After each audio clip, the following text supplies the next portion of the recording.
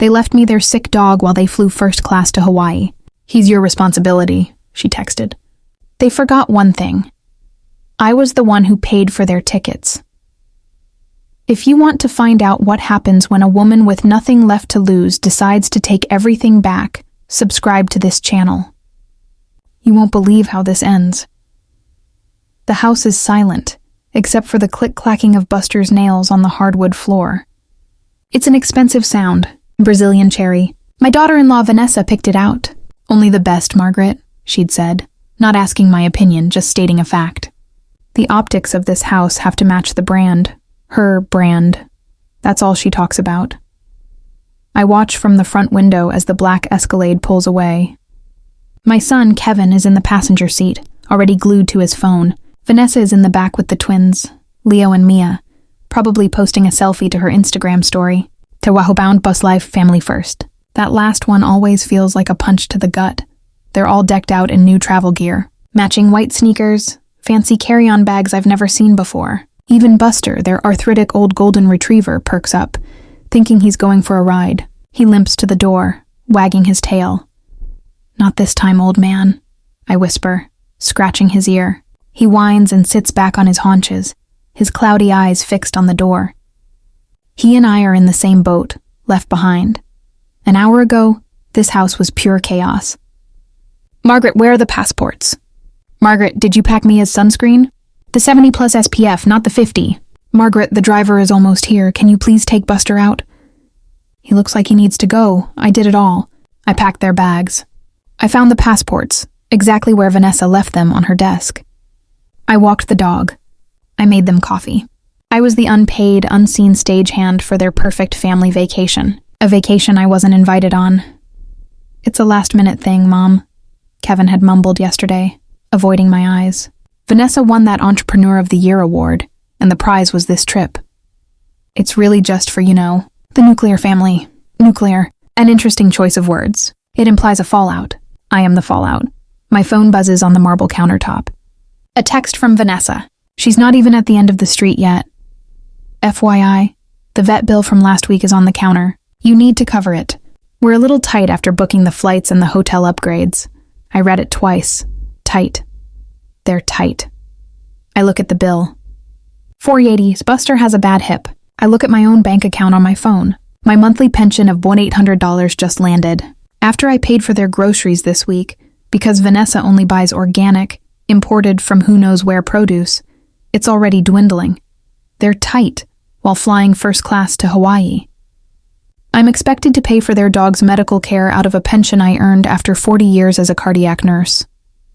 I walked into this arrangement with my eyes wide open, or so I thought. 3 years ago, I was living in a paid-off condo in Fort Myers, Florida. My husband, Frank, had passed, and the silence was deafening. Then Kevin called. Mom, I have this idea. A business. It's a sure thing, he'd said, his voice full of that little boy excitement I hadn't heard in years. It was a tech logistics company. Frank and I had always known Kevin was smart, just unfocused. Vanessa, however, was pure focus. Pure ambition. All we need is seed money, Mom, he said, just to get it off the ground. Vanessa's projections are insane. Tell her it's a family investment, Kev. I heard Vanessa coach him in the background. We'll all be rich. You'll come live with us, in a big, beautiful house in New Jersey. You'll never have to worry about a thing again. You can just be a grandma. I sold the condo. $450,000. I wrote them a check for $300,000. I kept the rest for my golden years. What a joke. We bought this massive, cold, modern house in Montclair. My name isn't on the deed. It's just easier for the mortgage, Mom, Kevin said. Cleaner. My $300,000 wasn't a gift. It was a loan, a formal notarized loan agreement that I had my lawyer in Florida draft.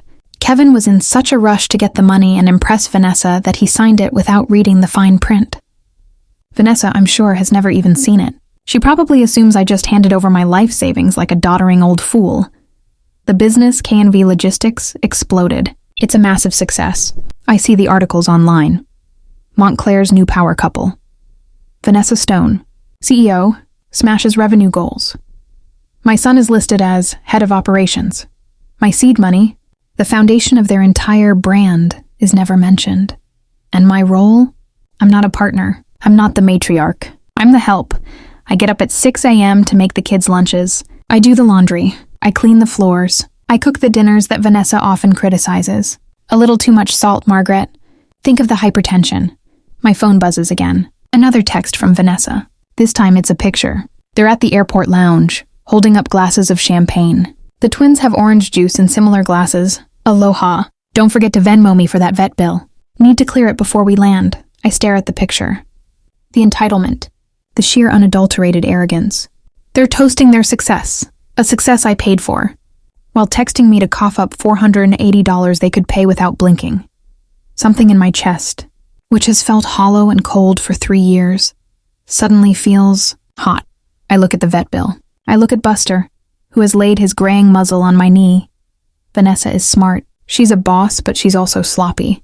She thinks I'm just a quiet old woman who smells like laundry detergent and instant coffee. She forgot what I did before I was a nurse. In my 20s, I was a bookkeeper for my father's construction firm. I love numbers. I love ledgers. And I never forget a debt. I go to my room. It's the smallest one, right next to the laundry room, which always smells like damp towels. I open the false bottom in my cedar chest, underneath Frank's old sweaters. I pull out the original promissory note. I also pull out a small black ledger. For 3 years, I've been documenting everything. Every grocery bill I paid, every time I used my pension to cover the utilities, every loan for the kids' private school tuition. And that $300,000? The fine print Kevin ignored. It specifies a 9% compound interest rate, payable upon demand. I pull out my phone and open the calculator. I start running the numbers. The original loan, plus 3 years of interest, plus all the cash I've fronted them for their lavish lifestyle. The total makes me smile. A cold, tight smile that doesn't reach my eyes. Okay, Buster, I say to the dog, picking up my purse. Let's go pay that vet bill. But I'm not going to use my pension. I'm going to the bank. Because what Vanessa also forgot, in her rush to become CEO, is whose signature she needed as a guarantor to secure her first big business loan when the company was just starting. Mine. And as the primary guarantor, I have certain privileges. I have full access to the company's operating accounts. I'm not just paying the vet bill. I'm going to see my lawyer. This 10-day vacation is about to cost them a whole lot more than they planned. It's going to cost them everything. Buster seemed to sense the shift in me. His tail gave a hopeful, thumping wag as I clipped on his leash. Usually our walks were short, just around the block, me and my worn-out sneakers. Not today. I put on my good coat, the navy wool one I'd bought for Frank's funeral, and my best leather shoes. If I was going to dismantle an empire, I was going to do it looking the part. We drove my 10-year-old sedan, the one Vanessa was always trying to get me to just donate already, to the main branch of the bank downtown. The one with the pillars and the revolving glass door. This wasn't just their bank. It was my bank. I left Buster in the car with the windows cracked and a treat. He's a good boy. He knows how to wait. Inside, the air was cool and smelled like old money. A young man in a suit so sharp it could cut glass looked up. "Can I help you, ma'am?" His smile was polite but strained, the kind reserved for people who look like they're just there to cash a pension check. "I need to speak to Mr. Henderson," I said. Mark Henderson was the branch manager, a man who had personally handled the K&V Logistics business accounts. "Mr. Henderson is with a client. Do you have an appointment?" "No," I said. My voice is flat and hard as the marble floor. "But I am Margaret Stone. I am the primary guarantor on account 7344B K&V Logistics. I need to see him now." The use of the account number, the word guarantor. It was like a magic spell. The strained smile vanished, replaced by a flicker of professional panic. "One moment, ma'am." Less than a minute later, Mr. Henderson was bustling out of his office, hand extended. "Mrs. Stone, Margaret." What a surprise. "Please come in. Can I get you a coffee? A water?" "No, thank you, Mark," I said, sitting in the plush leather chair opposite his desk. "I'm here on business." Of course. Is everything all right? I just saw Vanessa post a picture from Hawaii. Looks incredible. They work so hard, that pair. An inspiration." "They do," I said, "which is why I'm here. I need a full printed statement of the K&V operating account, the reserve account, and the line of credit I guarantee. For the last 90 days, please. His eyebrows shot up. This was not a normal request from Mom. Is there a problem, Margaret? If there's an issue with fraud, I can lock the accounts immediately. There is no fraud, I said calmly. Just an audit. My personal audit. I held his gaze. I didn't blink. I was no longer the grandma in the laundry room. I was the woman who had put up $500,000 of her own assets as collateral. I was the woman who could, with a single signature, freeze their entire operation. He knew it. I knew it. He typed for several minutes, the clacking of his keyboard the only sound in the room. The printer whirred to life. He handed me a thick stack of papers. I scanned the first page, the main operating account. The balance was staggering. $894,320.55, and that was just the operating account. The reserve account held another $1.2 million. I saw the transfers for the Hawaii trip. First class, Hawaiian Air, $19,450. Ritz-Carlton, Oahu, deposit, $12,000 ours. They are tight on money, I murmured. I'm sorry? Henderson asked. Nothing, just thinking aloud. I pulled the $408 vet bill from my purse and slid it across the desk. I need to pay this. From the operating account. Right now? I mean, I can. But wouldn't it be easier for Vanessa to... I'm sure it would be easier for Vanessa to do many things, Mark. But as the guarantor, I'm authorizing this payment. A company expense. Buster is, after all, their brand's mascot, isn't he? I smiled, remembering the time Vanessa made the poor dog wear a K&V Logistics t-shirt for an Instagram post. Visibly uncomfortable, Henderson processed the payment. All set, Margaret. Good. Now, I need a certified cashier's check made out to Margaret F. Stone for $300,000 from the reserve account. The color drained from Mark Henderson's face. Margaret, that's a very significant transfer. That's the bulk of their liquid reserve. It could trigger flags. It could impact their credit line. Without Kevin or Vanessa's signature, I slid the original guarantor agreement across the desk. My copy, the one I'd kept in my cedar chest. I tapped my finger on Clause 4A. Full access and signatory rights granted to guarantor Margaret F. Stone, with power to transfer, withdraw, and manage funds in defense of guarantor's investment. I am defending my investment. Mark, I said, my voice dropping. My original investment, which, as I'm sure you know, funded this entire company. I am simply cashing out. He stared at the paper. He stared at me. He knew he was trapped. Denying me was a legal risk. Complying was a career risk. He chose the legal high ground. It will take a few minutes to draw up, he said stiffly. I have time. 10 minutes later, I walked out of that bank with printed statements detailing their entire financial world and a certified check for $300,000 in my purse. My original seed money. The interest, I decided, could wait. That would be part of the next conversation. My second stop was a high-rise office building 2 towns over. The sign on the door read, Gable and Associates, PLLC. My lawyer, Sarah Gable, wasn't some high-powered corporate shark. She was a quiet, ruthless divorce attorney I'd found through a nursing friend. She specialized in complex asset division, which was a nice way of saying she knew how to find money men tried to hide. Margaret, she said, shaking my hand. She's a woman my age, all sharp angles and sharper eyes. You said it was time. It's time, I confirmed. We sat in her conference room, overlooking the city. I laid everything on the table. The bank statements, the $300,000 check, the notarized promissory note for the loan, and my little black ledger, detailing 3 years of unpaid labor and personal expenses. Sarah put on her reading glasses and went to work. She was silent for a full 10 minutes, her pen making small, angry check marks on a legal pad. Finally, she looked up, a slow, dangerous smile spreading across her face. Oh, Margaret, they didn't just forget about you. They committed fraud. Fraud? This, she said, tapping my ledger. You've been paying their utilities, their groceries, their kids' school fees, from your personal pension, while they're clearing over $100K a month in profit. And this loan? She tapped the promissory note. 9% compound interest, payable on demand. You haven't demanded. So we will. She spun her computer monitor around. I've done a quick calculation. The original $300,000 plus interest comes to $391,450. 12. Then we add your itemized household contributions from this ledger. Another $72,400. They owe you personally almost $500,000. And that's before we talk about the house. The house is in their name, I said. Is it? She asked. Because the down payment came from the sale of your condo.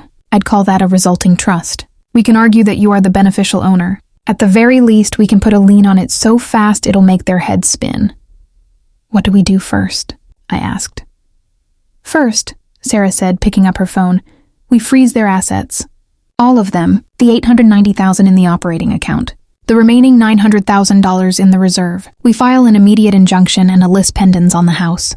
By the time they land in Oahu, they won't be able to buy a $5 Mai Tai. She hit a button on her desk. Jenna, get me Judge Morris's clerk on the line. Tell him it's an emergency ex parte motion. And draft a demand letter to K&V Logistics, effective immediately. I walked out an hour later, the $300,000 check tucked safely away, on its way to a new account at a different bank. I felt light. On the way home, I did something I hadn't done in 3 years. I drove past the grocery store Vanessa insisted I shop at and went to the expensive butcher shop. I bought a 2-inch thick prime-grade ribeye steak and a bottle of $80 Cabernet Sauvignon. That night, I didn't eat in the kitchen. I set one place at the head of the massive 12-person dining table. I seared the steak in butter and herbs, cooked it a perfect medium rare, and poured a large glass of wine. I fed Buster the leftover scraps, and he fell asleep at my feet, his belly full for the first time in ages. I opened Instagram. Vanessa had just posted a new photo, her and Kevin, kissing on a balcony, the Hawaiian sunset behind them. The caption read, "Living the dream we built. So blessed. Hard work pays off." I took a sip of my wine. "You have no idea," I whispered to the phone. Then I made my last call of the night, to the bank, to Mark Henderson. "Mark, it's Margaret Stone." "Margaret, is everything all right?" He sounded panicked. "Everything's fine." "Mark, I'm just calling to let you know that a court order to freeze all K&V Logistics accounts will be arriving on your desk in the morning. Filed by my attorney, Sarah Gable. I wanted to give you the professional courtesy. Good night." I hung up before he could reply. I finished my wine, washed my plate, and went to bed in my small room. For the first time in 3 years, I slept like a baby.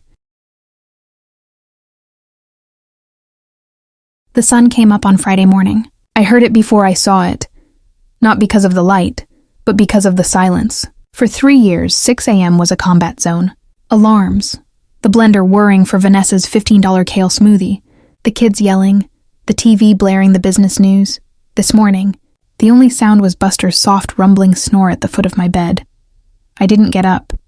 I stayed under the covers until 8:15 a.m., just because I could. When I finally went downstairs, I didn't rush to make coffee for anyone else. I used the obscenely expensive French press that Vanessa bought and used exactly once before deciding it was too much work. I made a pot of dark roast, just for me, and drank it on the back patio, watching the neighbor's cat hunt a squirrel. I was finishing my second cup when the phone rang. It was 9:30 a.m. here, 3:30 a.m. in Hawaii. My. They were up early on their vacation. It was Kevin. The caller ID picture showed him and the kids at a baseball game. A game I wasn't invited to. I let it ring 3 times, took a slow sip of coffee, and then answered. "Hello? Mom? Thank God. Something is wrong. Something's really wrong." He was talking fast, his voice high-pitched with panic. I could hear Vanessa shouting in the background. Ask her. Ask her what she did." "Kevin, you sound stressed.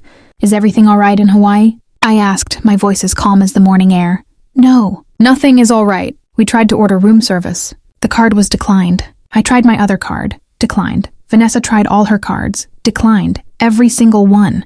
The hotel manager just came up here, Mom. He said our reservations corporate account was flagged and he said we have to pay the full rack rate or get out. Mom, what's going on? Did the company get hacked?"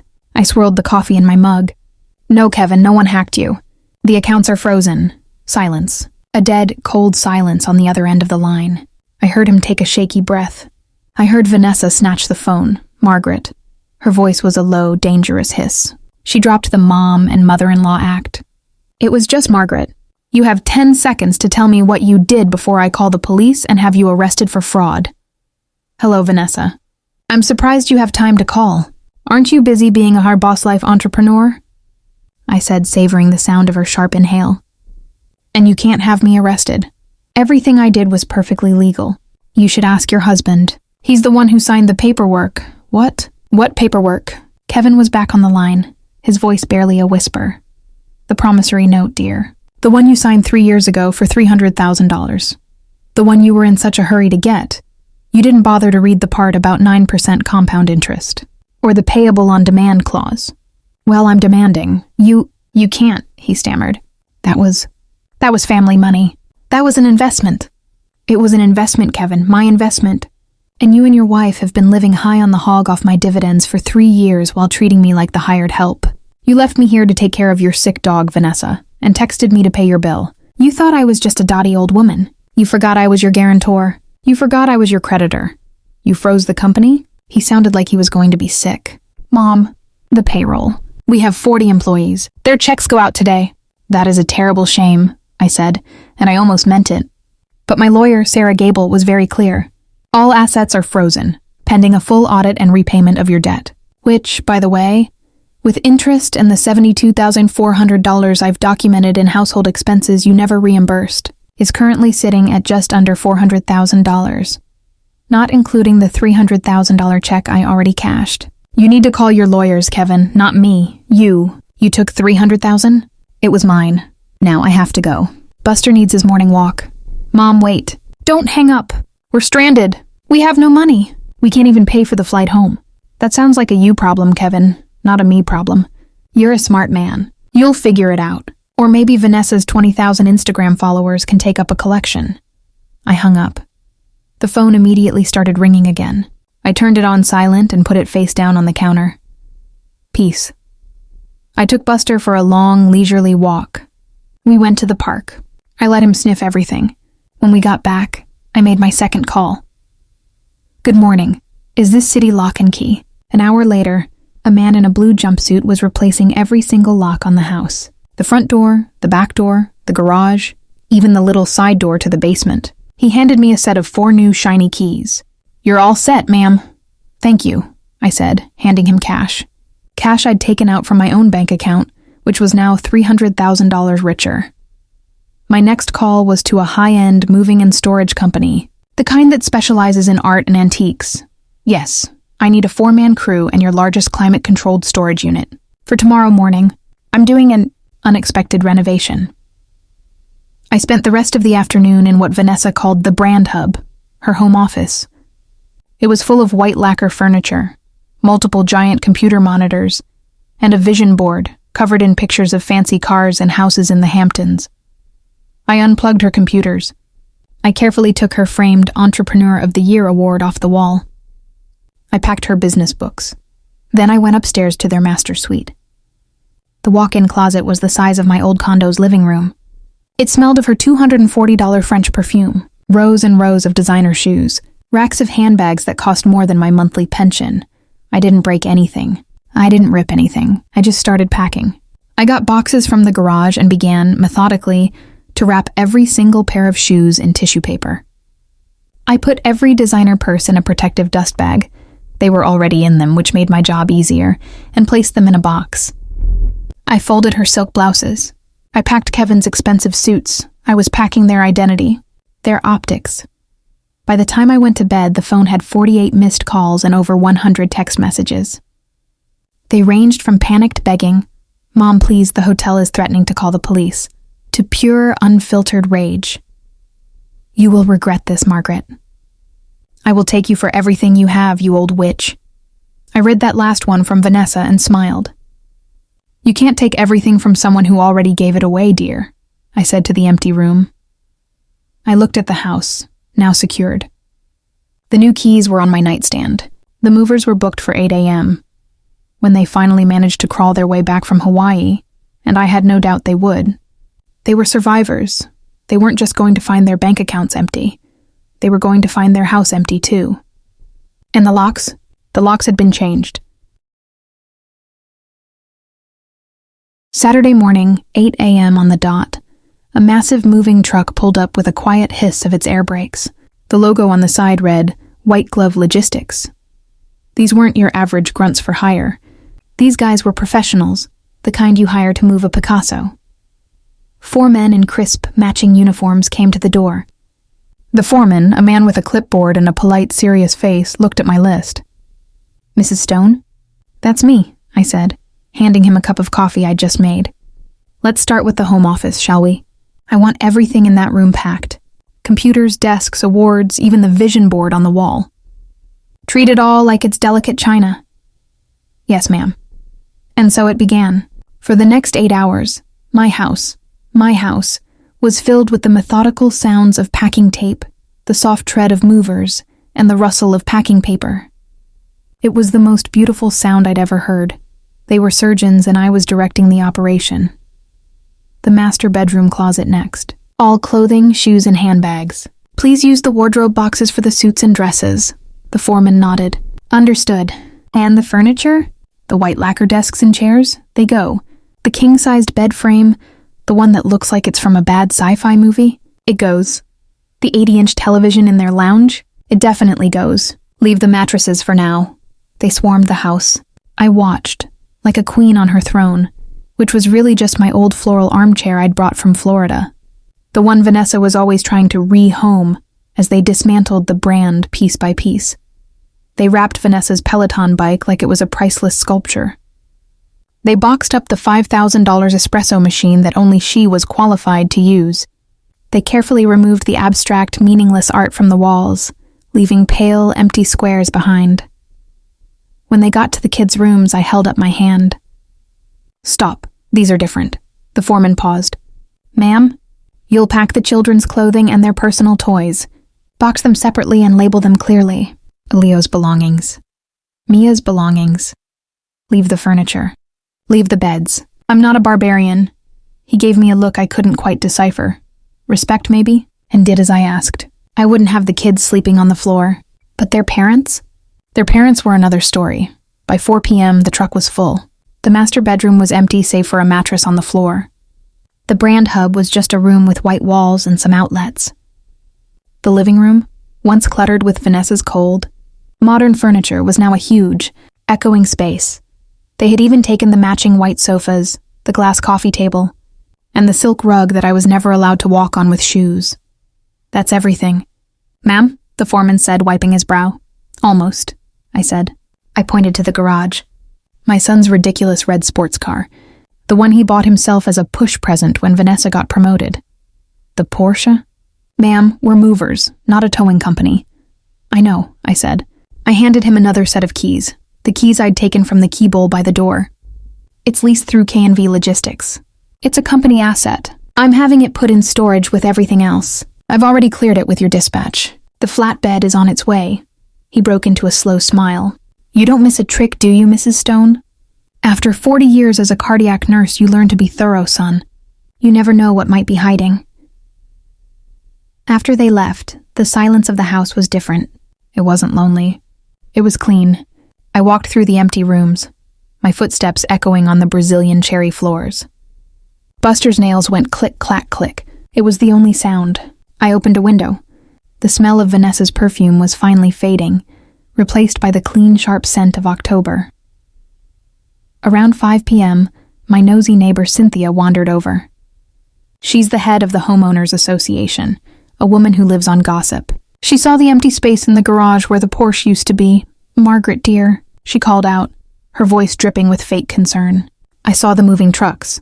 Goodness, don't tell me you're moving out. Is everything all right with Kevin and Vanessa? I gave her my sweetest, most confused old lady smile.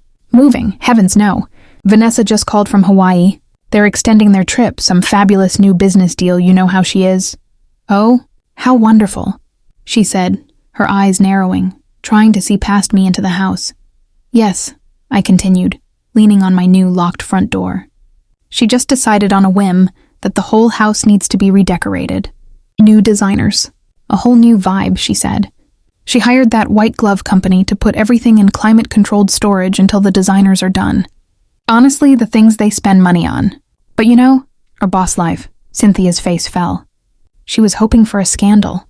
I'd given her a story about more success. It was perfect. Oh, well, that's just like her. Always upgrading, always, I smiled. You have a lovely evening, Cynthia. I closed the door. My phone, which had been silent for a few hours, buzzed. It had been 36 hours since the call. I figured they were in the air, on a flight bought by some relative they'd managed to hustle. It was a voicemail, not a text. A voicemail from Kevin. His voice was raw, exhausted. Mom, we're at LAX. We had to get Vanessa's mother to buy us economy plus tickets. Economy. We've been flying for 14 hours. The kids are exhausted. Vanessa's not doing well. We land in Newark at 9 a.m. tomorrow. Please, Mom. Please just tell me what you want. We'll be home in the morning. We'll fix this. We'll sit down and fix this. Just be there. Click, I saved the message. We'll be home in the morning. I looked around the vast, empty living room. Buster had curled up on his bed, the only piece of furniture left. They're not home, Buster, I whispered, scratching his ears. They're just guests. I called my lawyer. Sarah, it's Margaret. They land at 9 a.m. tomorrow. The restraining order is filed, Margaret, she said, her voice crisp. The moment either of them sets foot on your property, you call 911. The police in your precinct have already been notified of the situation and the active order of protection, citing financial abuse. They will be arrested for trespassing. Thank you. Sarah, that's good to know. You sound calm, Margaret. I am. Sarah, I really am. I hung up, locked the deadbolt, and drew a hot bath in the master bathroom, the one with the giant tub I was never allowed to use because it was Vanessa's sanctuary. I poured in a cup of Epsom salts and sank down into the steaming water. Tomorrow was going to be a long day, and I was going to be very, very well rested. Sunday morning dawned cold and bright. The 9 a.m. landing time hung in the air, a silent, ticking clock. I didn't wait by the window. I had better things to do. I made myself a proper breakfast, eggs, bacon, and toast, and ate it at the empty dining room table, a king surveying his new, spacious domain. I took Buster for an extra long walk, enjoying the crisp autumn air and the rustle of leaves on the pavement. I saw Cynthia peek through her blinds as I left. I gave her a cheerful wave. By 9:15 a.m. I was back, nursing a fresh cup of coffee and sitting in my floral armchair, which I had positioned in the empty living room to have a perfect, clear view of the front door. The house was so quiet I could hear the tick-tick-tick of the kitchen clock. Buster was asleep at my feet. At 9:47 a.m., a battered yellow taxi pulled up. It was not the Escalade. The doors opened, and they spilled out like refugees. Kevin, his expensive travel blazer rumpled beyond recognition, his face gray with exhaustion. Vanessa, her boss persona completely gone, replaced by a woman with wild, matted hair, smudged mascara, and a look of pure venom. And the twins, Leo and Mia, both red-eyed and sniffling, dragging their little rolling suitcases behind them. They looked confused and miserable. A part of my heart, the grandma part, ached for them. But the Margaret part, the woman they had bled dry, stood firm. Kevin paid the driver in what looked like a wad of crumpled bills, probably the last of their cash. Then he led his little, defeated army up my driveway. He reached the front door and jammed his key into the lock. It didn't go in. He jiggled it. He pushed it harder. Mom, he yelled, his voice cracking. Mom, the key's stuck. Open the door! We're exhausted! I stood up, walked calmly to the door, and opened it, but only as far as the heavy-duty security chain would allow. A 6-inch gap. I stood there in my clean clothes, holding my warm mug of coffee. I looked rested. I looked calm. Buster sat politely at my feet, his tail giving a single lazy wag. Hello, Kevin, I said. His face crumpled in relief, then hardened in confusion. Mom, what is this? What's with the chain? Let us in. The kids are wiped out. I can't do that, Kevin. From behind him, Vanessa shoved her way forward, her eyes blazing. Open this door, Margaret. Open it now. I looked in the windows. Where is our furniture? Where is all our stuff? Hello, Vanessa, I said, my voice as cold as the morning air. What you call your stuff is safely in a climate-controlled storage unit. What you call your furniture is also in storage, all paid for, funnily enough, by an account I had access to. As for the house, the locks are new. This is my house. You are not welcome here. Your house? Kevin stammered, his hand falling from the doorknob. Mom, what are you talking about? This is our home. We live here. Stop this crazy game. It was your home, Kevin, I said, looking him dead in the eye. It was your home when I was paying the bills, cooking your meals and raising your children, all for the privilege of being ignored and insulted. Now it's just my property. And you, I said, my gaze shifting to both of them, are trespassing. That was the word that broke Vanessa. The last thread of her composure snapped. You old witch! She shrieked, her voice cracking. She lunged forward, shoving Kevin aside, and slammed her shoulder and hands against the door, trying to break the chain. I will kill you! I'll drag you out of there myself. You can't do this. The chain held. The solid wood door barely budged. I didn't flinch. I just stepped back, pulled my phone from my pocket, and pressed the number 1 on my speed dial. I'd set it up yesterday. Yes, hello, I said, my voice perfectly steady, while Vanessa continued to slam her fists against the door. I need police assistance at 124 Prestige Drive. My name is Margaret Stone. I have an active order of protection against Kevin and Vanessa Stone. They are here now, violating that order, and Mrs. Stone is physically threatening me and attempting to force entry. I didn't even have to give the address. A car is on its way, Mrs. Stone, the dispatcher said. They were already close. Kevin had gone white. He grabbed Vanessa's arm. Stop, Vanessa, stop! She's calling the cops? I don't care, she screamed, but she stopped hitting the door. Less than 2 minutes later, a patrol car, followed by a second, pulled up with its lights flashing. Cynthia's curtains were practically flapping. 2 officers got out, their expressions all business. Ma'am, step away from the door, one said to Vanessa. Sir, please take the children and step back to the sidewalk. I undid the chain and opened the door, stepping out onto my porch with the phone in one hand and a manila envelope in the other. Officers, thank you for coming, I said. I'm Margaret Stone, the owner of this property. This is a copy of the active order of protection I filed against both Kevin and Vanessa Stone, which was served to their legal counsel this morning. The lead officer took the envelope. He read the first page, then looked at his partner. He turned to Vanessa. Are you Vanessa Stone? This is ridiculous, Vanessa spat. This is my house. She's a crazy old woman who stole from us. Ma'am, I need you to answer the question. Are you Vanessa Stone? Yeah, she hissed. And you, sir, are Kevin Stone? Kevin just nodded, his eyes wide with horror, holding me his hand.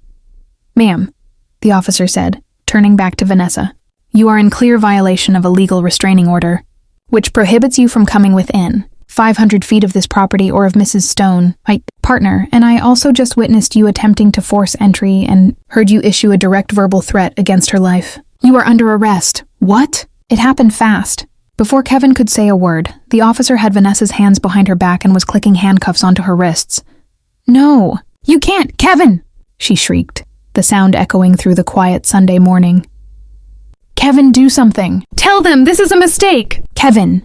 But Kevin just stood there, frozen on the sidewalk. He was watching his wife, the CEO, the boss, being put into the back of a police car while their children started to wail. The last thing I saw was Vanessa's face in the car window, her eyes promising murder. The officer turned to Kevin. Sir, you are also in violation, but given the circumstances with the children, I am giving you one warning. You need to take your children and leave this property. Immediately. Do not come back.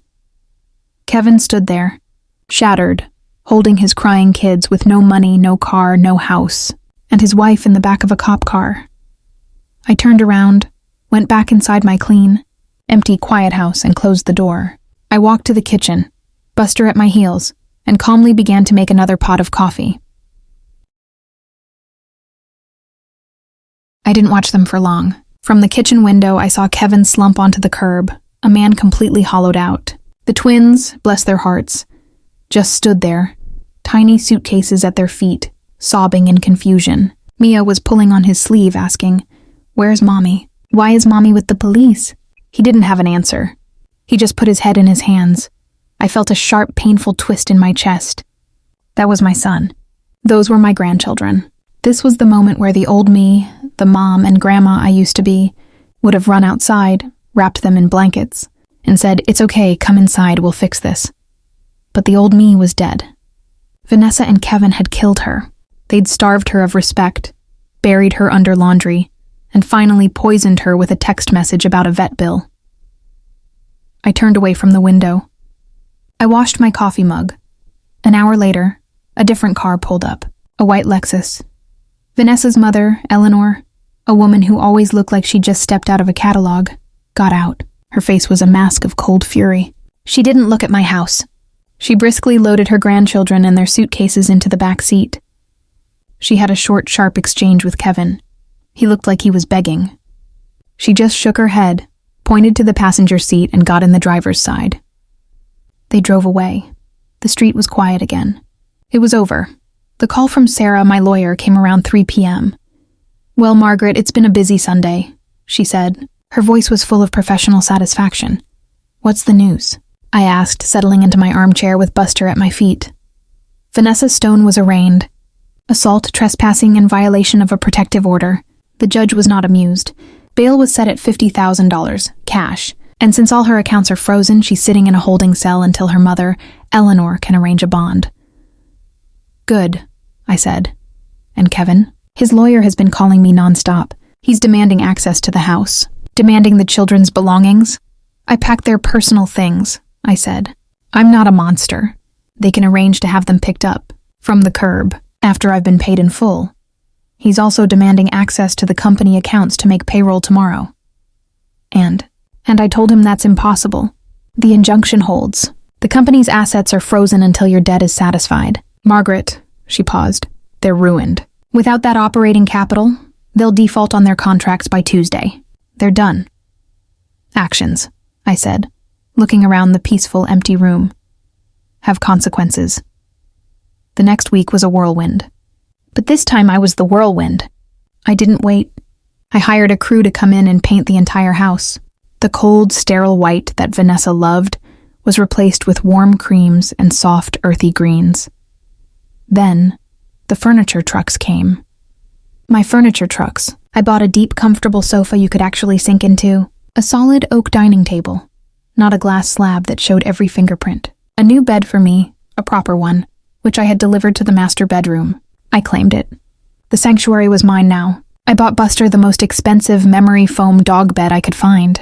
He looked at me like I was a goddess. The house started to feel like a home. My home. The final reckoning, as Sarah called it, happened 2 weeks later in a sterile law office conference room. I walked in feeling 10 years younger. I was wearing a new blue dress and the leather shoes I'd worn to the bank. They were already there. Kevin looked like he had aged a decade. He was gaunt, unshaven. Vanessa was there, forced by her lawyer. Her brand was gone. She wore a baggy sweater, no makeup, and her hair was pulled back in a stringy ponytail. Her eyes were still full of hate, but it was a dull, banked fire. Her mother, Eleanor, sat beside her, checkbook in hand, her face a stone mask of patrician fury. She was the one paying their legal bills. "Let's make this quick," Sarah said, sliding a stack of papers across the table. "My client, Mrs. Stone, is owed $391,450 in principal and compound interest from her initial loan. She is also owed $72,400 in documented household expenses. The total is $463,850.12. Vanessa's lawyer, a slick man in a suit, started to bluster. "Now, this is an outrageous sum. We contest the household expenses in their entirety." "You can contest whatever you like," Sarah cut in, her voice like ice. "But the K&V logistics accounts remain frozen. As of today, your clients are in default on 3 major shipping contracts and their payroll. By Friday, their creditors will force an involuntary bankruptcy. Or," Sarah smiled, "you can sign this agreement." She slid over a second document. "Mrs. Stone, in her generosity, has agreed to accept the remaining $900,000 in the reserve account as payment in full. She will keep the $300,000 she has already withdrawn. In exchange, she will release the injunction on the operating account, which, last I checked, contains about $890,000. That will be just enough for you to pay your back payroll and the penalties for your broken contracts. You might, if you're lucky, have enough left over to liquidate." Vanessa's lawyer's eyes went wide. He was being offered a way out that didn't involve total corporate death. He looked at Vanessa and nodded. "Take the deal. We sign that," I said, speaking for the first time. My voice echoed in the quiet room. "And I get the $900,000. You get what's left. The house is mine, free and clear to sell. The criminal charges against Vanessa stand. I will not be dropping them. You're taking everything," Kevin whispered, his voice hoarse. "You're taking the company. You're taking the house. What about us? What about the kids?" I looked at my son, my boy, the one I'd raised to be a good man, who had let himself be turned into a coward. "I thought about the kids," I said. I pulled a final envelope from my purse and slid it to Kevin. "That is a cashier's check for $20,000. It is not for you. It is the seed money for a trust fund for Leo and Mia's education. My name is on the account as the sole trustee. You will never ever touch it. It's for their future, the one you and your wife almost burned to the ground." Then I looked at Vanessa. "As for your belongings in storage, the bill is paid for 1 month. The unit number is on this paper. What you do with your cheap furniture and your $5,000 handbags is your problem." We signed. Sarah and I stood up. "Mom," Kevin said, his voice breaking. He stood up too. "Mom, please. Don't do this. I'm your son." I adjusted the strap of my purse on my shoulder. I looked at this stranger, this man who had watched me eat scraps while he feasted. "Yes, you are," I said. "And I am the woman who paid $480 for your sick dog while you flew first class. You made your bed, Kevin. Now you get to lie in it. I just hope it's not on the floor of your mother-in-law's guest room." I walked out of that office and didn't look back. That night, I was on my new sofa, under a warm blanket, with Buster snoring at my feet. The house was sold. A nice family from Chicago bought it, paid in cash. I was moving back to Florida, to a new condo on the beach. My phone buzzed. A new number, a text from Kevin. "We're at a weekly rate motel. Eleanor won't let us stay with her anymore. Vanessa's trial is next month. I have 120. What am I supposed to do?" I looked at the text. I thought about the text he sent me. "Don't forget the vet bill." I thought about the text from Hawaii. "Don't forget to Venmo me." I typed my reply. One word: survive. Then, I blocked his number, took a sip of my chamomile tea, and turned the page of my book. I was free.